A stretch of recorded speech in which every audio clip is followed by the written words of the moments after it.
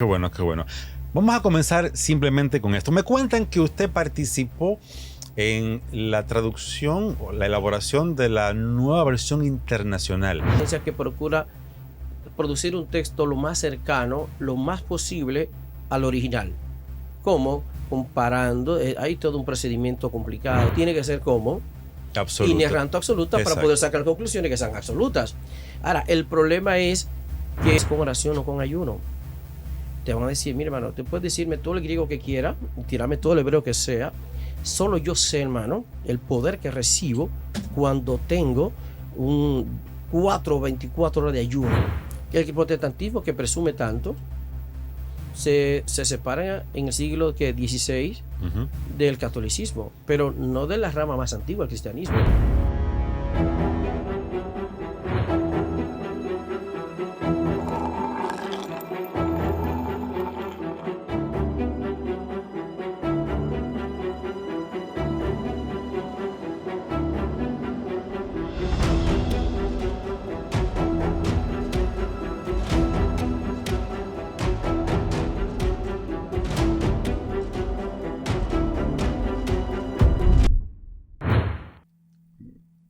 El frío se fue.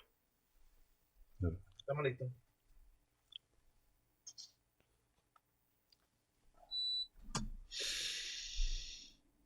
Hey, ¿qué tal? Aquí estamos nueva vez con ustedes en otro segmento más donde tratamos esos temas interesantes que usted anda buscando, esa profundidad que a veces usted trata de encontrar, esa verdad detrás de la verdad. Aquí, en esto, es sin relajo. Y a veces necesitamos que alguien con cierta capacidad y experiencia nos las explique, como es el caso de hoy. Tenemos como invitado al profesor catedrático Héctor Benjamín Cordero. Olea Cordero. Olea Cordero. Sí. Bienvenido, profesor. ¿Cómo está usted? Bueno, un placer. Gracias por la invitación. Para mí es de grato placer, ¿verdad? Poder tener un espacio donde uno pueda compartir de las cosas que hacemos, de la experiencia que hemos tenido, ¿verdad?, en este campo. Y gracias a ustedes. Sencillamente un placer estar aquí. Qué bueno, qué bueno. Vamos a comenzar simplemente con esto. Me cuentan que usted participó en la traducción o la elaboración de la nueva versión internacional. No.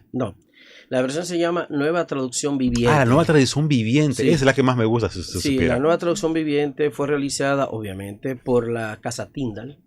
Y el trabajo comenzó en el año 2001 hasta el 2010, cuando se publica completa ya la Biblia. Antes de eso se publicó un pequeño fragmento del Evangelio de Juan, que es tradición. Por ejemplo, antes de editar una Biblia por completo, se edita un evangelio, una porción del mismo, se lanza al mercado a ver qué recepción tiene. Luego se publica el Nuevo Testamento por completo y finalmente entonces se publicó la Biblia completa en el año 2010. Así que del año 2001-2010 se estuvo trabajando en esa traducción bíblica que ha tenido buena aceptación.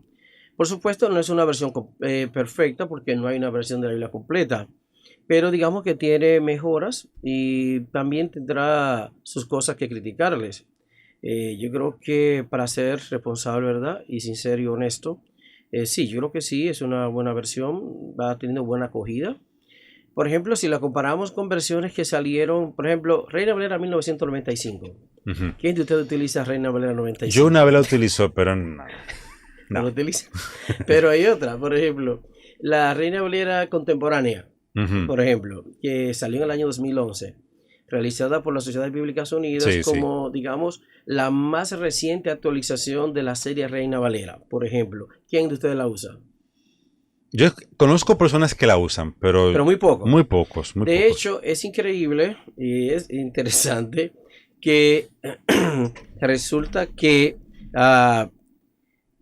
de Reina Valera 1960 llegamos 25 años después, Reina Valera 1995, de hecho, de estudio, por ejemplo, y luego 2011, Reina Valera llamada Reina Valera contemporánea, y todavía no hay forma de superar el imperio y la popularidad que tiene la Reina Valera del 60. De hecho, es casi nadie que utiliza la Reina Valera del 95. Eso pasó como sin pena ni gloria.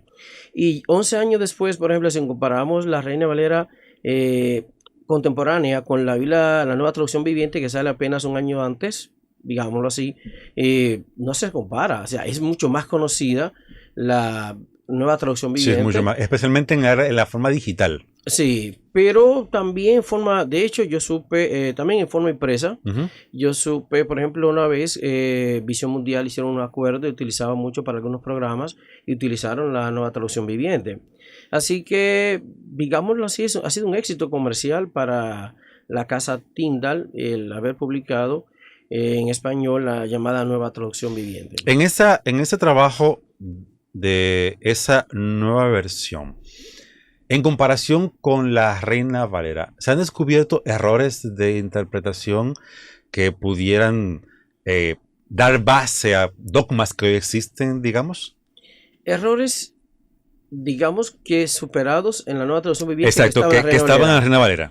Bueno, digamos no propiamente errores en un sentido, pero digamos desaciertos desde un punto de vista, por ejemplo, el famoso texto Juan 5:39. Ujú. Ok, Juan 5:39, escudriñar las escrituras, en Reina Valera está en modo imperativo. Ujú. Ok, ahora, digamos que la razón para estar en modo imperativo es porque en el griego, idioma original del Nuevo Testamento, la morfología de la segunda persona del plural en el modo indicativo es exactamente igual al modo imperativo. Ok. Es decir, desde el punto de vista morfológico, la Reina Valera es correcta al haber traducido escudriñad las escrituras. Ahora, el problema es que cuando se da esta situación, que se da también en español, por ejemplo, trabajamos, tiempo presente o pretérito imperfecto simple. Sí. Se supone que solo el contexto decide, porque si en presente yo puedo decir trabajamos, pero también puede ser ya trabajamos. Y es comúnmente pasado, técnicamente, pretérito perfecto simple. Entonces, fíjate un ejemplo en español ahí, ¿verdad? Entonces, vayamos al griego. Se supone que una situación ambigua de por sí en la lengua, se supone que el contexto debe resolver. Ujú. Y sucede que el versículo 40 solo tiene sentido si el versículo 39 se traduce en modo imperativo. Si se traduce en modo indicativo, se traduce en modo imperativo, no tiene sentido. Por ejemplo, escudriñad las escrituras porque a vosotros parece que tenéis la vida eterna y dan testimonio de mí, etcétera, y ustedes no quieren venir a mí. Eso no tiene sentido No, no lo tiene realmente. si se lee el imperativo de Reina Valera del 60. Ujú. Luego, si se lee en modo indicativo, por supuesto que sí tiene sentido. Ustedes escudriñan las escrituras y no quieren venir a mí, ¿verdad? Y ellas son las que dan testimonio de mí, etcétera. Bien, Hoy en día entonces, se usa, escúchame, hoy en día se usa mucho ese texto para decir Jesús mandó a escudriñar las escrituras pero cuando hoy no ahora, dice eso. de hecho, oye menos. Oye menos, porque ya hay muchas versiones de la Biblia que ya lo han traducido en modo indicativo. Pero imagínate 20 años atrás, 30 años atrás. Yo recuerdo, por ejemplo, yo nací en un hogar cristiano. Mi papá era pastor y yo tuve que escuchar a mi padre muchísimas veces usando Juan 5:39 para invitar a los hermanos a donde a asistir a los estudios bíblicos, porque Jesús dijo escudriñar las escrituras. Bien, ahora, ¿qué resulta? Ya hay versiones, ya hay varias versiones que lo tienen en modo indicativo. De hecho, recuerdo también, ustedes conocieron una serie de estudios, ya no es tan popular, pero 30 años atrás todavía sí lo era, la llamada FLET. Escuché de él. Ok. Una vez creo que lo vi, la FLET. Facultad Teológica Latinoamericana. Ujú. Bien, resulta que tenía su sede en Miami. Resulta que en esta serie, el libro que yo tenía precisamente para la llamada hermenéutica, precisamente y curiosamente tenía en la portada a Juan 5:39 en modo imperativo, escudriña las escrituras. Lo que, por un lado, digamos, parecería lógico, dado que era una literatura que motivaba a los estudios bíblicos y que hablaría de los métodos de interpretación bíblica, pero también eso deja ver entonces el nivel y la formación de una academia que emite un error que ya versiones habían resuelto, sabiendo que Juan 5:39 no podía leerse en modo imperativo, sino en modo indicativo. Ahora, voy a poner un caso muy popular que se repite en la nueva traducción viviente como la Reina Valera 60. Bueno, el error de llamarle a la epístola de Santiago, Ujú. cuando en realidad no es posible. En primer lugar, textualmente hablando, el griego dice Iacobos, dice Jacobo. Jacobo. Incluso la versión latina, que uno esperaría que tal vez vaya a tener el nombre latino, tampoco tiene nombre latino. Entonces, ¿de dónde, por qué mantener en una versión de la Biblia el nombre Santiago cuando ni el texto griego ni siquiera la Vulgata latina tienen el nombre Jacobo?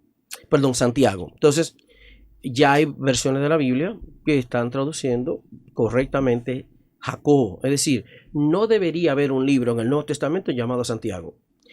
Pero Reina Valera lo tiene, y si mal no recuerdo, habría que verificar si la Reina Valera contemporánea no tiene todavía ese error. Entonces, si tú buscas la Nueva Traducción Viviente, tiene ese error.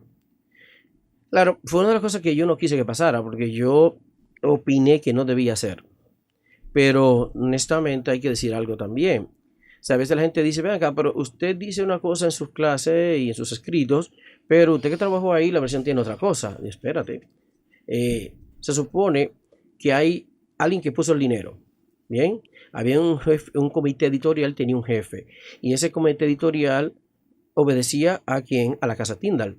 Si tú, por ejemplo, como erudito, proponías que algo no debía ser, y la casa editorial y el comité editorial dicen que no hacían caso, es una responsabilidad mía. O sea, En este caso, hay veces donde algunas traducciones y palabras se dejan o se ponen porque hay intereses por encima de los eruditos que han estudiado. bueno, recuérdate que el que dice un dicho que el que pone la plata pone la regla, ¿verdad? Si tú eres el que pagas, tú decides. Entonces, ¿qué resulta? Precisamente con relación a eso, yo sugería que debía ser Jacobo, porque no hay ninguna base textual para justificar el nombre Santiago. Ahora, si lo hubiera, perfecto, pero no hay ninguna base textual que justifique que se utilice el nombre Santiago. Una preguntita, esos cambios en la Biblia, esos cambios, ¿cómo se determinan? ¿Qué hay que quitar? ¿Qué hay que poner? Bueno, hay una ciencia que se llama crítica textual. De hecho, nosotros estamos promoviendo un curso que vamos a darle crítica textual de la Biblia hebrea y del Nuevo Testamento, comenzando en octubre, valga la cuña. Resulta que la crítica textual analiza todos los manuscritos que se tienen y a través de procedimientos se establece qué lectura tiene más apoyo que otra y qué no. ¿Ok? Entonces, por ejemplo, el caso de Juan 5:39 no es un problema de crítica textual. ¿Por qué? Porque cuando tú vas, es un problema de gramática. O sea, no hay un manuscrito que diga que tal, hay un manuscrito que dicen que debió ser Santiago, otro manuscrito que dice Jacobo. Sencillamente el texto tiene Jacobo y punto. Pero hay textos como el famoso texto del ayuno, ¿verdad? Que hay manuscritos, los mejores manuscritos no lo apoyan. Entonces, resulta y viene a ser que versiones que se sustentaron en manuscritos más recientes, de menos calidad desde el punto de vista de la crítica textual. ¿Qué es la crítica textual? Bueno, la crítica textual es la ciencia que procura producir un texto lo más cercano, lo más posible al original. ¿Cómo? Comparando, hay todo un procedimiento complicado, científico, etcétera, para eso, pero se puede. Entonces, por eso algunas versiones dicen, se omite este texto porque no aparece en los mejores manuscritos, por ejemplo. Textos que usted entiende que en este entiendo, caso, la crítica textual. Que la crítica textual entiende Sí. que eso en algún momento fue agregado. Exactamente. Que no aparece Que en no los aparece Cuando en hablamos de manuscritos. crítica textual, hablamos de personas que hacen una crítica textual de texto, como usted dijo anteriormente, que la crítica textual se va en base a el concepto, la interpretación de un segundo, tercero o cuarto. No. El problema La es veracidad, ¿quién la da? que la crítica textual es una ciencia, como Ok, eso la lo medicina, entiendo. como cualquier otra, Ujú. que dice que hay unos procedimientos que están establecidos. Ujú. A ti puede gustarte o no, digamos, los resultados de esa aplicación. Pero ciertamente en el mundo científico, en el campo del estudio académico de la Biblia, se reconoce el valor de la crítica textual. ¿Son absolutos los resultados de la crítica textual? No, claro que no. Ninguna ciencia lo es. Ujú. De hecho, si ninguna ciencia humana, ninguna disciplina humana produce resultados absolutos, no vamos a decirlo respecto a la crítica textual. Ahora bien, el problema es que hay un tema aquí de tradición y de lo que tiene que ver el tema, por ejemplo, relación Biblia y práctica, por ejemplo. Muchas cosas que la Biblia, por ejemplo, que en la práctica tenemos diferencia, no tiene que ver con diferencia de crítica textual.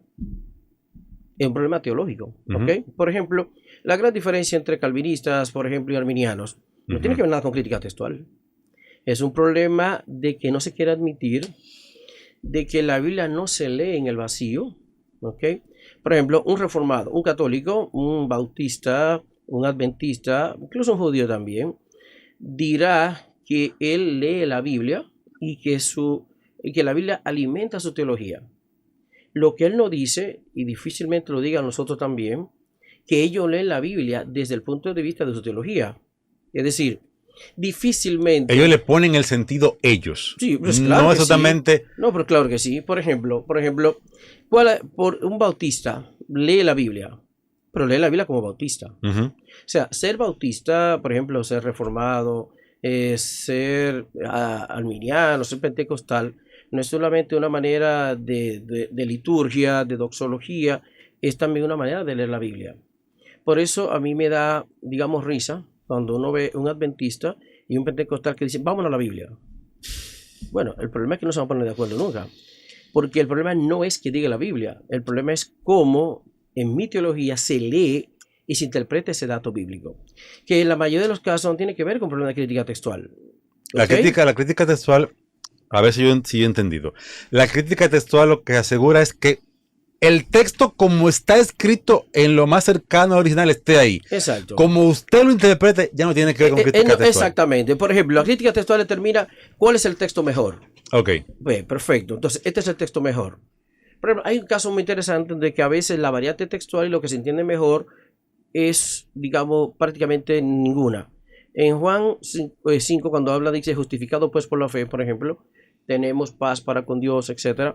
Los mejores manuscritos usan el modo subjuntivo, tengamos. Pero la mayoría de las versiones de la Biblia tienen el modo indicativo, tenemos. Ahora, ¿qué resulta aquí? Que ahí viene el otro tema, el problema de lo que se llama la evidencia externa y la evidencia interna. Algunos han entendido que, a pesar de lo que dicen los manuscritos, la evidencia interna, según ellos, favorece el modo indicativo, porque Pablo no estaría dando una exhortación aquí, sino dando una afirmación. ¿Ok? O sea, según ellos, Pablo no estaría diciendo, tengamos fe, tengamos paz si no tenemos paz.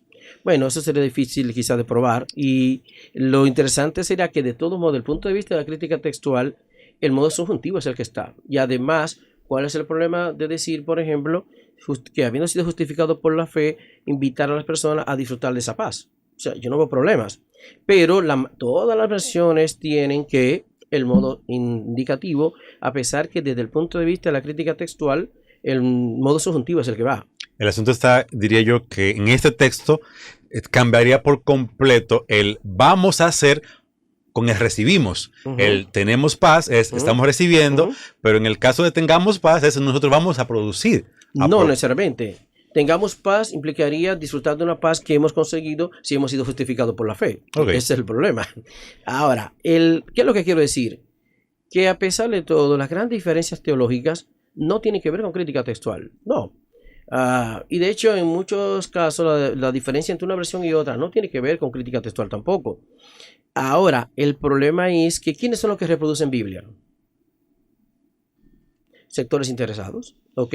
O sea, la Biblia no se reproduce como alguien que vende leche o que vende plátano, punto. No, el que reproduce Biblia tiene intereses en Biblia. ¿Ok? Por ejemplo, tiene intereses en lo que va a decir en cómo lo que se interprete. Exacto. Y por eso también están entonces las Biblias comentadas, que además de traducir de una manera, viene el comentario para tratar de asegurar que ese texto, independientemente de cómo se ha traducido, se ha interpretado en esta línea. ¿Ok? Por ejemplo, y ahí llama la atención, la Casa Bautista, por ejemplo, ha venido produciendo desde el 80 y pico, digamos 89 por ahí, la llamada Reina Valera actualizada, que no se menciona, por ejemplo, cuando tú compras una Biblia Reina Valera realizada por las Sociedades Bíblicas Unidas, tú no ves que aparezca en la Biblia Reina Valera actualizada. ¿Por qué? Porque le hizo otro editorial. Es decir, desde el punto de vista de las Sociedades Bíblicas Unidas, la actualización es desde Reina Valera del 60 a 1995, de 1995 a 2011, pero desde el 89, incluso ya hay una 2015, la Sociedad Bíblica, la Casa Bautista o Casa Editorial Mundo Hispano ha producido la llamada Reina Valera actualizada. Ahora, ¿qué tan exitosa habrá sido la Reina Valera actualizada entre los mismos bautistas? No sé, pero yo creo que todavía... Siguen usando la 60. Exactamente, yo creo que todavía, e incluso en el mercado bautista que produce su Reina Valera actualizada, todavía sigue dominando la Reina Valera del 60. Profesor, hablemos un poco de teología. Y vámonos Biblia. Es Pablo. Y un libro suyo. La Biblia no afirma ser inspirada. ¿Es la Biblia realmente inspirada o no inspirada por Dios? Bien, el problema es si estamos dispuestos a admitir si el creer que la inspiración de la Biblia es un dogma o no. Ese es el problema. Okay. Ahí vamos. Entonces, si admitimos que es un dogma, no debería haber problema. El problema es que se ha tratado de mostrar que la misma Biblia dice que ella es inspirada. Para mí, evidentemente que la Biblia misma como tal no dice que es inspirada. ¿Okay? Y los textos que se han podido utilizar para eso no prueban realmente el punto. El problema es que tú tienes una reflexión teológica que aspira a hacer afirmaciones, digamos, incuestionables, si se considera absolutas, y entonces entiende que necesita una base que sea también como incuestionable, absoluta, en otras palabras, inerrante. Entonces, aquí viene otra vez el llamado el pensamiento circular.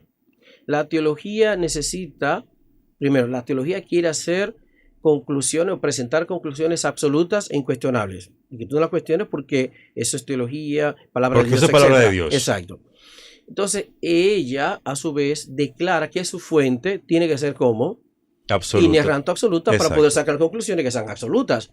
Ahora, el problema es que al parecer tenemos un problema de absolutismo aquí porque todos dicen lo mismo y al final todos llegan a conclusiones diferentes. O sea, ¿cómo es posible que afirmemos que aparentemente la Biblia tiene una verdad absoluta, aparentemente que no depende de los dogmas, y al final resulta que cada iglesia tiene su dogma, pero no solamente eso? Yo recuerdo, yo escribí un artículo hace muchos años que decía la Biblia como semillero teológico.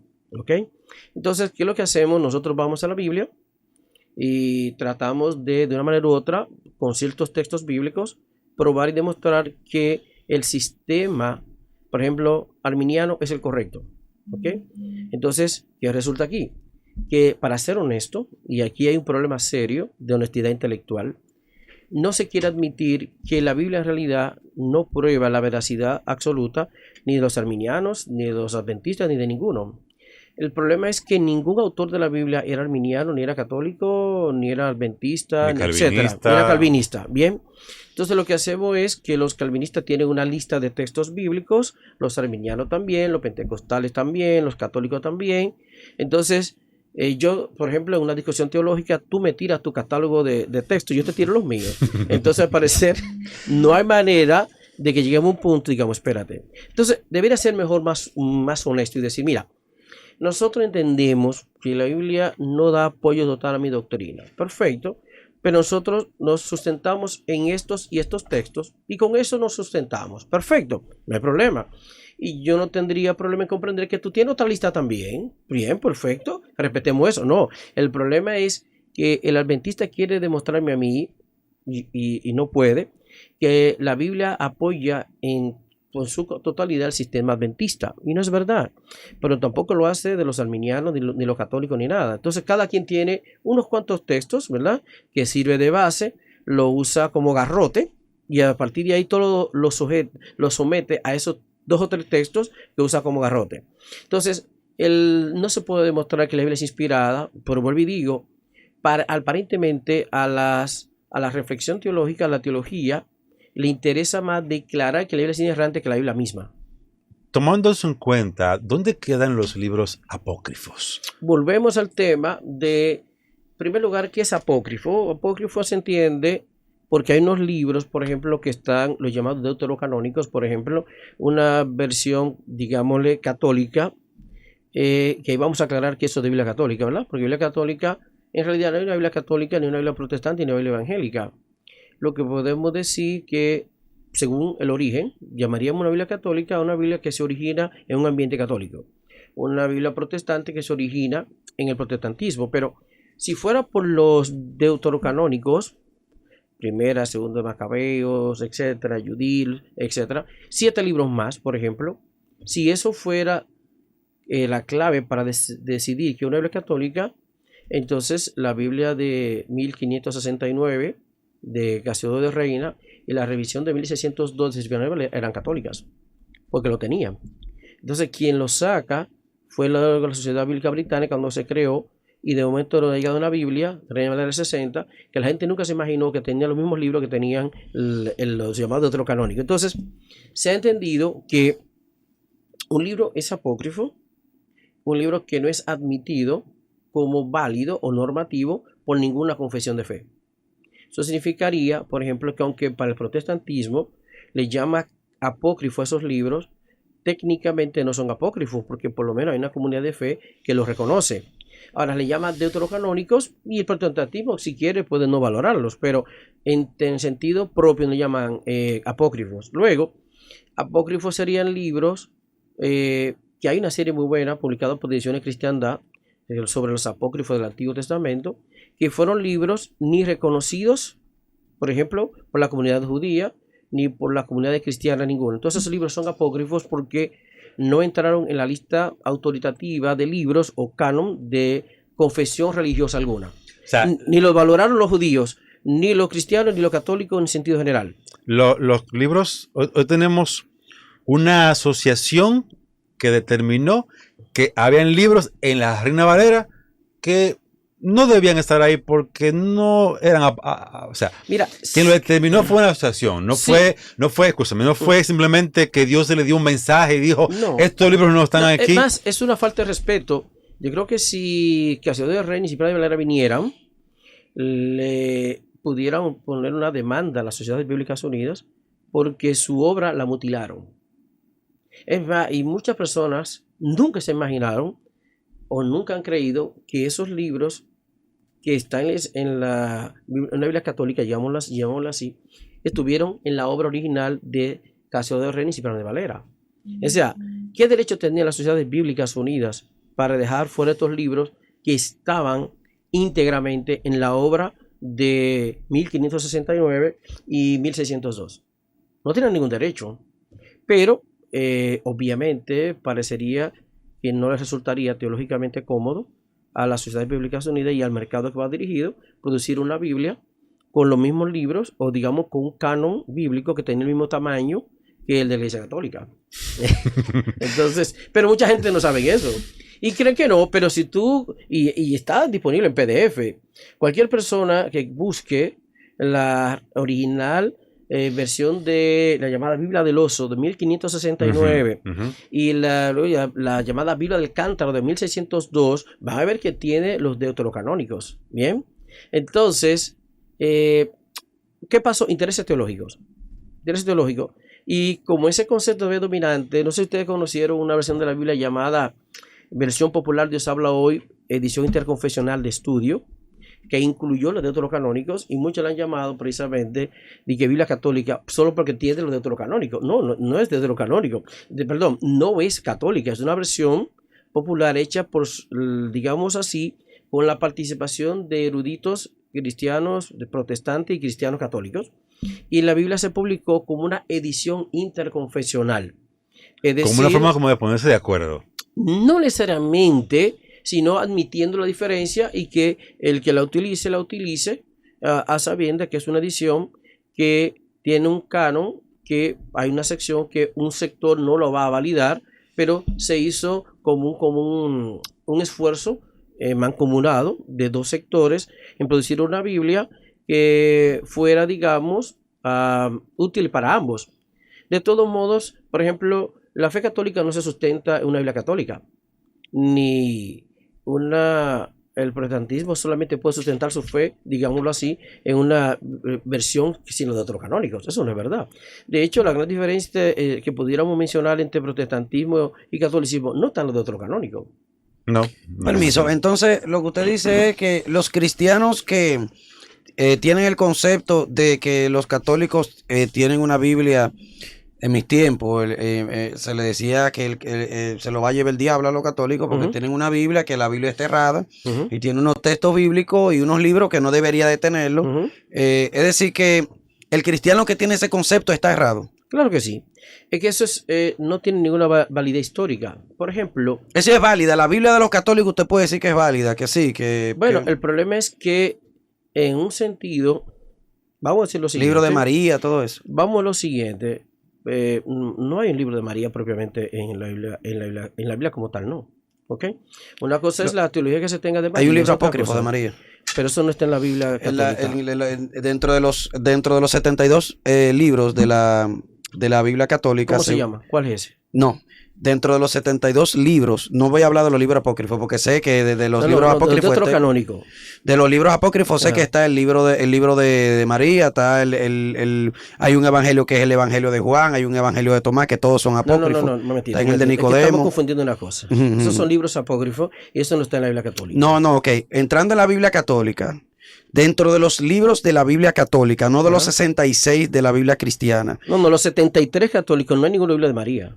No, lo que pasa es que no me está entendiendo. Yo te estoy entendiendo, es que no puedo aceptar que tú me digas a mí que dentro de la Biblia católica, porque no está en la Biblia católica. No, yo cuando entré en María entré en apócrifos. Lo que pasa fue que se tergiversan los temas. Hablé de libro apócrifo. Lo que pasa es que como quiera, los libros apócrifos para el cristiano como quiera están en la misma posición de la Biblia católica. Lo que yo quiero que usted entienda es, según el cristiano, los libros que están fuera de los 66, para que nos entendamos mejor, fuera de los 66 libros de la Reina Valera, vamos a ponerlo de esa manera, todo lo que está fuera de esos 66 libros es del diablo, o lo que está fuera de esos 66 libros no entra dentro del marco de lo lógico, dentro del marco de lo divino, de lo inspirado por Dios. O sea, esos cristianos, ¿en qué posición usted lo viera más o menos? Bueno, es una posición dogmática que se sustenta en premisas equivocadas. Lo primero, en primer lugar, vuelvo y digo, la decisión de cuántos libros tiene la Biblia fue una decisión realizada y de hecho por ni siquiera ninguno de los autores. Es decir, la cuestión canónica comienza a ventilarse después del siglo IV en adelante. Es decir, mucho tiempo después de que se hubieran escrito todos los libros. Ya no había ningún autor vivo. No, claro que no. Además, fueron asuntos que tuvieron que ver con políticas eclesiales. Mira, si se hubiera tomado la decisión respecto al canon bíblico, en el primer siglo hay libros que no hubieran entrado, que están hoy en el canon bíblico. Y si se hubiera tomado un poquito después, otros también hubieran entrado que no entraron. Es decir, el problema es que hay que comprender que en realidad el canon, en primer lugar, no fue una decisión divina, fue un asunto de decisión que se tomó oficialmente por razones históricas y políticas. Y políticas también, claro está. Pero no había, o sea, ningún autor estuvo ahí para defender su libro. Por ejemplo, se supone que Pablo escribió varias epístolas que no llegaron a entrar en el canon, se perdieron. Punto.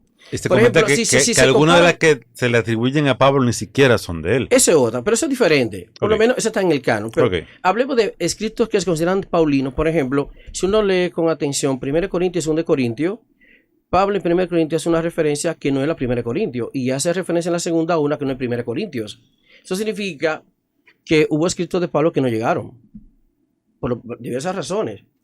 Entonces es mejor comprender que la lista que tenemos de libros fue la que fue determinada por razones de un cristianismo dominante en un momento determinado por razones históricas y por la época que se hizo.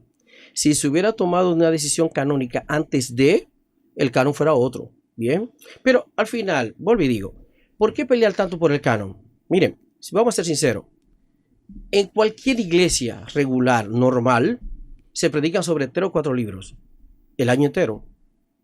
Entonces, es interesante que se pelee tanto por un canon que al final no leen. O sea, yo de una vez estuve en una iglesia y estaba dando una charla y me dijeron, pero profesor, mire, yo tengo 9 años aquí y nunca había escuchado hablar de ese tema aquí. En realidad, si tú vas, se basan, no pasan de algunos textos o predican de los evangelios, algunos títulos de Pablo, y que los salmos, y más de ahí. No pasan. Entonces, hemos tenido un pleito eterno por 66 libros 73, y la iglesia se basta con 2. Entonces, ¿cuál es el problema aquí? O sea, ¿por qué pelear tanto por un canon que al final no utilizamos? Yo no entiendo, o sea, yo no entiendo cuál es la diferencia. Entonces, es mejor entender que se respeta la posición de alguien que diga que los libros que no están que más de los 66 libros, que lo atribuyan a un origen raro, extraño o negativo, pero en realidad eso es un dogma. Punto. Por lo digo, a esa misma persona tú le preguntas, pero ven acá, en su iglesia, ¿cuántos libros utilizan? Además, tú puedes ir haciendo, toma, por ejemplo, un mes nada más, haz una prueba. ¿De qué se predicó el primer domingo de este mes? El segundo domingo de este mes. Agarra por lo menos 4 meses corridos. Ojalá alguien se atreviera a hacer esa tarea. Vamos a ver de cuáles libros se han predicado en los 4 meses en mi iglesia en los últimos, digamos, de llamarle así, ¿verdad? Hay 16, ¿verdad? Domingo, ¿verdad? Ujú. A ver, hagan la prueba. Y no llega a 5 libros. Entonces, el tema por el canon es un pleito para mí innecesario, cuando al fin y al cabo, pero digámoslo en un ambiente propiamente interno, o sea, un adventista y un pentecostal, que los dos coinciden en 66 libros, por ejemplo, ¿están de acuerdo? No están de No. acuerdo. No necesitan los deuterocanónicos para tener problemas. Entonces, además, ¿cuántos libros, verdad, lee y tienen en común uno y otro? Entonces, ahí viene el tema importante. El problema es que la Biblia ofrece un dato, por ejemplo. Ahora, ¿cómo se interpreta ese dato? No depende de la Biblia. Depende de quién, de la teología del que interpreta. Por eso es curioso que cuando le sacamos el cuerpo a ciertos temas, por ejemplo, Samuel, hombre pedido a Dios, un niño pedido a Dios, perfecto. Bien. Es interesante que nuestras teologías tradicionales ponen de relieve el que Samuel es un niño pedido a Dios.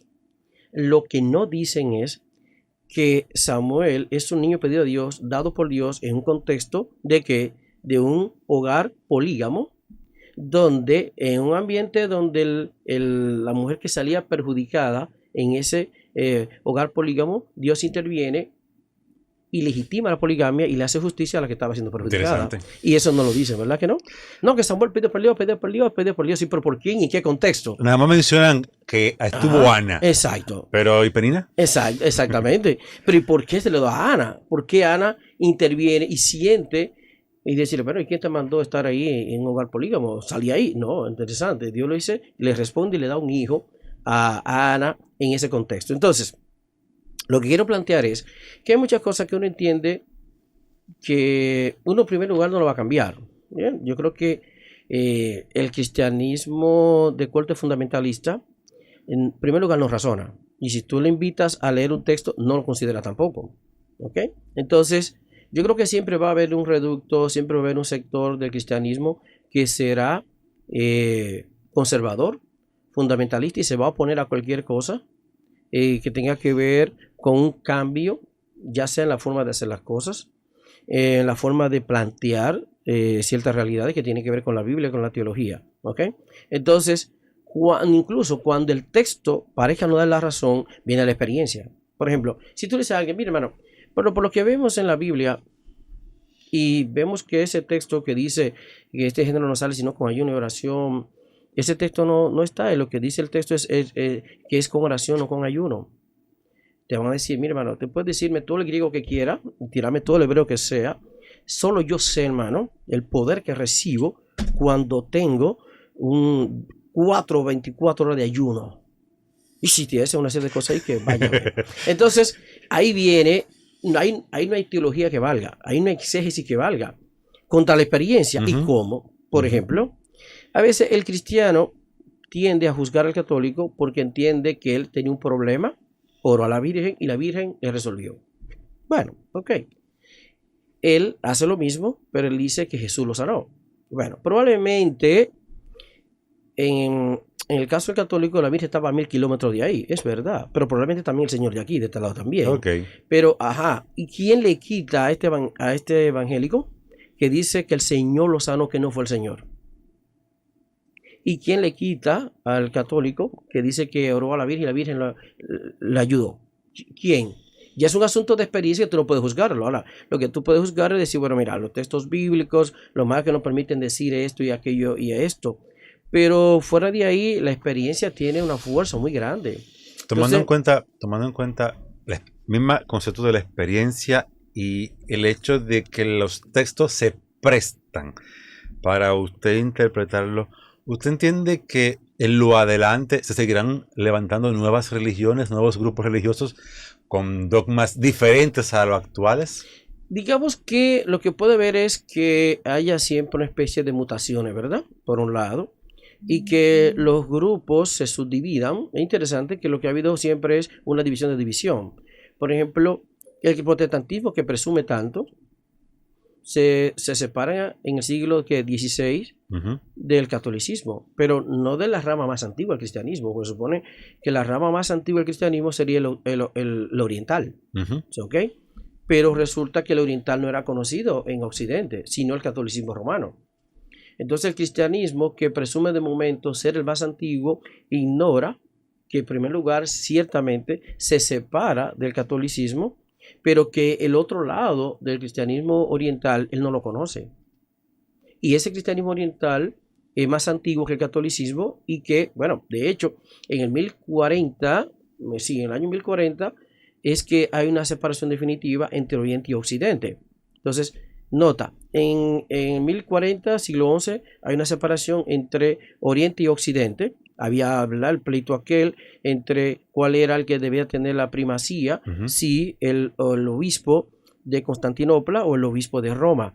Bien, finalmente se separan. La iglesia católica sigue siendo dominante en Occidente y la iglesia ortodoxa se queda en el lado oriental. El cristianismo luego, que se origina en el siglo XVI, es fruto de un cisma que se da con el cristianismo católico nada más. ¿Ok? Entonces, en ese sentido, luego viene en la época histórica, ¿verdad? Y comienza hasta que lleguemos hace un ratito los pentecostales, que son apenas a principios del siglo XX. Sí, a principios del siglo XX. Ok, entonces, ¿qué significa? Pero de momento el cristianismo pentecostal se cree que es el mejor de todos los cristianismos. Es el último que aparece. Y ya tiene como 4 divisiones o 5. 5, no, millones. De hecho, no hay forma. Bueno, yo creo que si hay un grupo que compite con los pentecostales son los bautistas. Los bautistas son increíbles, numerosos, y no hay acuerdo totalmente entre ellos. Eso pasa con los pentecostales, ¿ok? Entonces, los pentecostales, por ejemplo, es un grupo que se divide.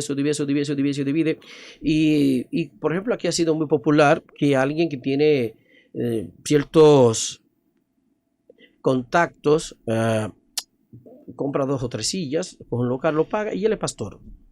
Bueno, ¿quién le pide que sea pastor? Y ya ese pastor cambia algunos de los conceptos que aprendió de su iglesia madre. Pero y crea la gran mayoría grupo. lo respeta, pero la mayoría lo repite. De hecho, sigue usando los mismos libros, a veces sigue informándose de la misma. La diferencia es que es un hombre y él ahora es el cacique aquí, ¿verdad? Pero en la mayoría de los casos repite los dogmas del grupo anterior. ¿Ok?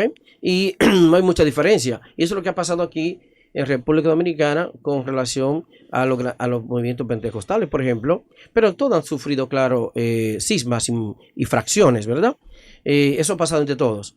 Pero lo que queremos decir es que se admita de una vez y por todas que la Biblia no se interpreta, digámoslo así, objetivamente. Y si esto quiero terminar sería con esto. Por un lado, la Biblia, en alguna manera, cierto, es un referente, digamos, básico para el pensamiento teológico cristiano. Definitivamente que sí. pero luego ese texto bíblico es leído a la luz de ¿quién? De la confesión de fe que tiene cada persona. Por eso, por más que uno trate de ignorarlo, por ejemplo, el adventista lee la Biblia como adventista, el pentecostal como pentecostal, el bautista como bautista, el reformado como reformado, el católico como católico. Entonces nadie lee la Biblia en el vacío, ¿ok? Entonces... al final no es lo que la Biblia dice, eso no, es lo que tú quieres interpretar. Ahí vamos, entonces ahí vamos. Pero ahí viene el tema también, por ejemplo, de que el Espíritu Santo nos conduce a toda verdad, a toda justicia. Bueno, hay un problema serio aquí. O es una pura mentira, o es que en realidad la obra del Espíritu Santo lo interpretaba a la luz de la teología. O sea, entonces cada quien decide qué dice el Espíritu Santo. O sea, si tú concuerdas conmigo, el Espíritu Santo te guía. Si no concuerdas conmigo, entonces el Espíritu Santo no te guía. Ajá. Entonces, del otro lado, ¿qué pasó también? Lo mismo. Entonces, el Espíritu Santo te guía si concuerdas conmigo.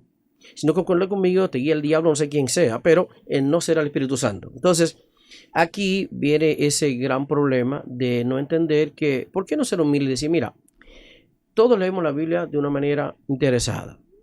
Hay razones históricas, institucionales, qué sé yo, para leer la Biblia de una determinada manera. Así que podemos pelear mucho, pero al final nos quedamos con los dogmas, ¿ok? Entonces, ¿por qué no admitir eso? Mira, los pentecostales leemos la Biblia de una manera pentecostal. Y cuando decimos, vámonos a la Biblia, es un absurdo, porque la pregunta es, ¿qué punto de vista va a primar? ¿El pentecostal o el adventista? Ok, vamos a leer la Biblia. Sí, pero a luz de qué lente, ¿del adventista o el pentecostal? Porque de antemano sabemos que no nos pone de acuerdo. Entonces, mira, mejor que digamos lo siguiente, mira, hay una teología adventista y una teología pentecostal. Tenemos en común que la Biblia, y es lo curioso, que lo único que tienen en común es la Biblia. Pero ni siquiera lo que dice. Pero ahí vamos. Lo curioso es que precisamente sea la Biblia lo que lo divide. No la Biblia, exactamente la Biblia, sino la forma en que se interpreta la Biblia. Bien, por lo tanto, pero si tú veas a ver cualquier curso de hermenéutica, por ejemplo, de cualquier de esas corrientes, en su instituto bíblico o seminario, no te van a decir eso, lo que yo te estoy diciendo. No. Te van a decir, y no te van a decir, mira, tú estás estudiando aquí la Biblia, ¿verdad? Pero aquí enseñamos la Biblia según la teología adventista. Bien, bueno, aquí estamos enseñando la Biblia, pero según la teología pentecostal. Sepa eso, y punto. Si usted ve que no llegan a las mismas conclusiones que otras teologías, es natural porque ellos leen la Biblia desde otra perspectiva, comprometida con otros dogmas y no con los dogmas nuestros, ¿ok? Por lo tanto, yo creo que la figura del Espíritu Santo es una especie como de títere, ¿verdad? Que cada teología manipula a su interés, en su particular ventaja, y solo resulta ser la guía del Espíritu Santo cuando coincide con los dogmas de ellos. Con lo demás, no sé qué le pasó al Espíritu Santo. Realmente, tú tienes un amigo que no pertenece a el grupo religioso al que tú perteneces. Él interpreta la Biblia de acuerdo a cómo le enseñaron diferente a ti.